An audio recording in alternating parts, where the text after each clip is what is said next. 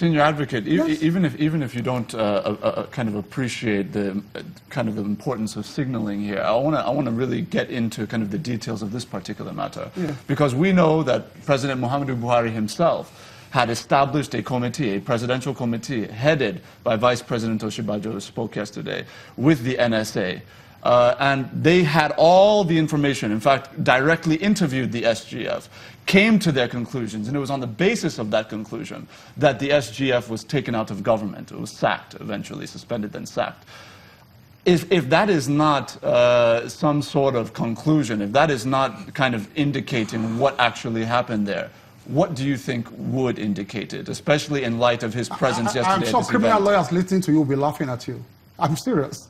Because that's just an administrative panel. An administrative panel is different from a criminal prosecution. No, we're not talking about criminal courts now. We're talking about the court of public opinion and signaling in the anti-corruption fight. No, the court of public opinion is not the court of law. I understand that. Yes, so that's why I said the criminal lawyers will be laughing at you. The fact that one panel sat down, took evidence from somebody in an administrative panel, comes to a conclusion, you can't take that to court. You have to turn that report over to a proper investigative body now, a criminal, a proper body so that wants to prosecute the person on criminal charges. In your mind, that does not undermine, that does not in any way, that's why I mentioned the court of public opinion. In your mind, it does not undermine in any way the credibility of the federal government's fight against corruption? No, absolutely not. Okay. That he attends a birthday party? What's wrong about that? But we can move on. He's a Tom in the teacup. It's really... We can move on, right? And you can move on. For example, the issues of corruption we are talking about. Do you think that we should reduce all of this talk to one person attending a birthday party? Absolutely not. It's just one issue. Look, it's not even an issue. It's not one issue. It's not an issue. There's somebody investigating going at that. The whole talk about corruption is about a party. Let me fill in the blanks for you why they apologize. They didn't fill in the blanks, but let me fill in the blanks for you. They should apologize to Nigerians that for 16 years they did not count their votes. That's the first huge corruption that they should apologize for. The votes did not count for 16 years. And you know that too. The world said so. All the observers said so. The 2007 election, for example, was the worst in one of the history of the world. President Yar'Adua apologized for that. He apologized for that. Thank you so much. He apologized for that. The person who supervised our election. The person who supervised our election. Yes. Who also orchestrated it. President Obasanjo is the one writing letters to you on a moral high ground now. And once Nigerians but in fairness to them, it would seem that... This is the point we are making. No, just a moment, Mr. Keyamo. It would seem that there was a redeeming point at 2015 because if there was no redeeming point. Just a moment, if votes did not count in 2015, the APC would not be in power. There was a revolution in 2015 because they also wanted to rig 2015. That's why they postponed the election. They kept postponing the election. They postponed so did you hear of the tampering with the mails of the president in 2015? Did you hear about that? Have you heard PDP say anything about that? If that is not rigging, an attempt at election manipulation, what is? What happened in 2015 if you don't understand what's in spite of the PDP, not because of the PDP government? The people just said no. It was a revolution. Are you saying that there was still an attempt to rig, but what happened in 2015 was a revolution? In fairness to the former President Goodluck Jonathan, they have given him credit, and I think he deserves all credit on that particular matter, because it is one thing for him to have removed his hands from day one. I mean, he appointed Mr. Jagai into office, and he said it was someone he did not even know. He won the very first time under Jagai's leadership of INEC. He lost the second time, and he graciously accepted defeat at that election. What would he have done? Tell me what would he have done. What do you think could have transpired if he did not? What do you think could have transpired? I mean, we have seen African countries where their leaders haven't accepted defeat. How many people have suffered as a result of it? Oh, yes, but it could have been also an exercise in self-preservation. I think we adulate our leaders. We praise our leaders in Africa so much for doing what they should do. And I think that's the problem in Africa. The point I was trying to make... you don't praise somebody for accepting defeat. I was simply trying to say that if you say that they have you know, the votes did not count. And of course, we did get acknowledgement, especially from President Yar'Adua, saying that the elections which brought him into power... Did he resign? Votes did not count. Did he resign as a result of that? He was going to make sure that the votes, you know, got better under his leadership. And we see gradually that, you know, as a result, votes began to count. In 2011, did they not count? It was because of the determination of the electoral umpire. In 2015, they did not count. The determination of the people of Nigeria. They rose up in one voice and said, we are not going to allow this to happen again. Mr. Onoja, let me bring you in here. You have heard some of the words of the Vice President. The last time he talked about, is it 105 billion naira, 150 billion naira being wasted under the leadership of the PDP. And he goes on in this particular colloquium to expatiate.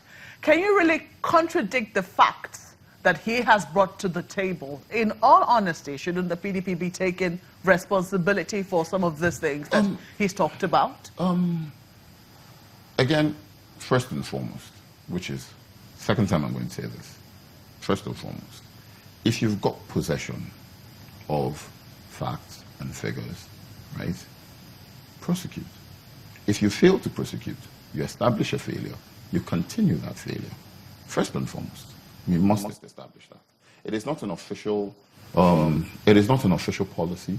In fact, it is not a policy of the PDP to enable the pilfering of public funds. And I would like to believe that there are people who, in the leadership of the party, who think that if, you know, somebody has been accused and there's sufficient enough evidence within the confines of the law that sufficient enough evidence of his wrongdoing, such a person should be prosecuted. After all, the party itself, while it was in office at the presidential level, on several occasions, arrested, prosecuted, and sought to jail its own members. But not all facts can be prosecuted.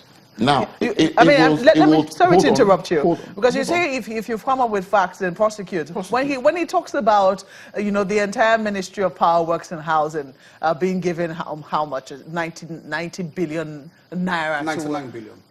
Less than 100 billion. Three ministries combined for capital expenditure. Is that anything to be prosecuting people for? I did make specific reference to CBN reports that showed that to be not so correct. We won't go there. But my point is very simple. No, we should go there, because this is not the first time we're hearing this. We also know that, you know, I think it was one of the budgets, I'm trying to remember what particular year now, where almost 85%, even the Minister of Finance... That was the year 2015. Coordinating Minister... It was the year 2015. Just a moment. Coordinating Minister of the Economy was really aghast that, you know, almost 85% was going to recurrent expenditure. And this was after she had tried to do a lot of work to ensure that they had even more going to capital expenditure. Aren't these facts? Well, those are policy statements that are not that are at best immoral and not necessarily criminal. If we're going to talk about the criminal allegations relating to, you know, the prosecution of people for corruption, you can't call a policy statement, which is finally approved at the highest levels by members of both parties in the parliament. You can't call those. Barrister Onoja, I would respectfully disagree, and this is why. If you suggest that it's just immoral and rather than criminal, I would submit to you that if you have 89% recurrent, 11% capital as it was in that particular budget in those particular ministries, and the recurrent is bloated because it's being paid out to ghost workers, paid out to civil servants who are aligned with that political party, I think that's a criminal offense, not so? I would say this. Again, I come back to the same place. And sometimes, you know, it just bears repeating. If you've got evidence of this wrongdoing, prosecute. A few days ago, we saw a report that said a significant amount of almost 80,000 people in the police force do not exist. A few days ago, there was that report. I don't know if you saw it. Now, my question is this. A simple position. It was my position under PDP governance. If it is not enough to say we have found ghost workers, surely there'll be account names, there'll be account balances, there'll be signatories to those accounts. There'll be people who have withdrawn money from those accounts. Do the investigation, get the work done, prosecute.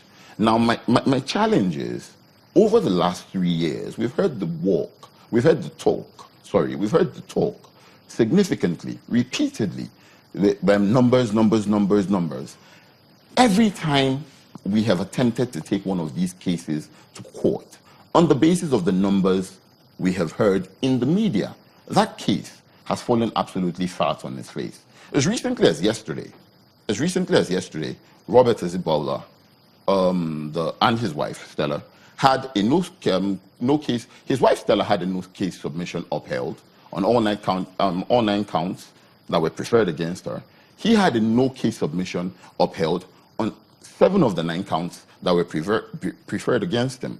Now, my question is, and my statement is, for instance, for so long, since 2015, she had been pilloried and had been tried in the media and had had her name dragged through the mud. We can leave that case and go elsewhere. And I can call the cases Justice, and I'd like to finish, Justice Gabriel Kolawole recently withdrew from the prosecution of Colonel Sambo Dasuki's case. Why did he withdraw? Because during that trial, right, one of the people who are charged with him, Colonel Nicholas Ashinze, was, there were several questions that were being asked of the EFCC operative that was in charge of that investigation. And all the questions, did Colonel Ashinze's name come up in the transaction? No.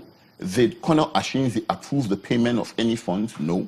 Who was the originating governmental organ, for the award of the contract for which they were being tried on that particular count? It was not the office of the ONSA, the office of the National Security Advisor. Instead, it was the Ministry of Water Resources. Had the CBN or the Office of the Secretary General of the Federation declared that this contract was illegal? No.